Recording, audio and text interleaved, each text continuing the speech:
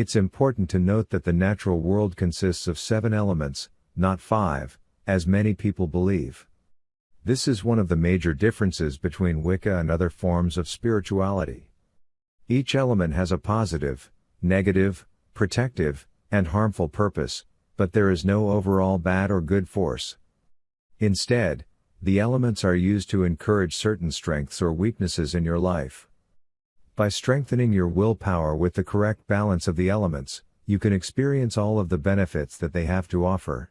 When you're focusing on Wicca, it's important to understand the difference between blessings and curses.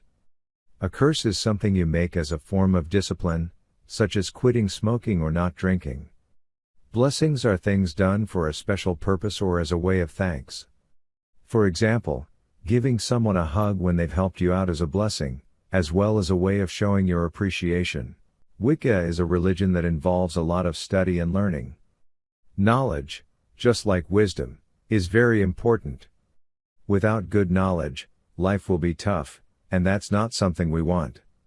So, when you have good knowledge, you'll be able to draw upon this knowledge for positive things to happen in your life. The knowledge you gain is Wicca, and the knowledge of the ancient people who followed them is the basis for modern Wicca. Practicing Wicca is similar to a process of meditation, and both rely on the use of the elements. By concentrating on the elements and their different characteristics, you can learn about what each one does for your life. You can also use these same elements to draw upon in difficult situations. If you want to use Wicca as a way of living, you'll need to do a lot of practice. While it may look simple at first, Wicca can be very complicated if you don't get some practice. You should expect to spend about an hour a day doing Wicca, although this could change depending on how dedicated you are. The more dedication you have, the faster you will be able to turn into an expert in this practice. It's not just for beginners though, even people who know absolutely nothing about Wicca can still practice it and become proficient. Using Wicca ideas for spells and enchantments can bring a great deal of benefits.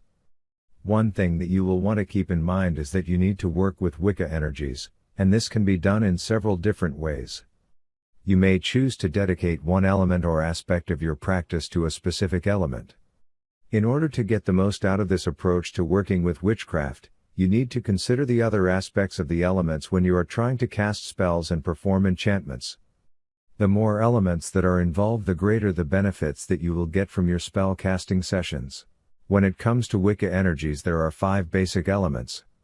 They are earth, air, fire, water and metal. Each of these elements has their own traits and attributes. There are also a few associated symbols for each element as well. This is just a quick description of all of the elements and their associated symbols. I wish you well and merry part.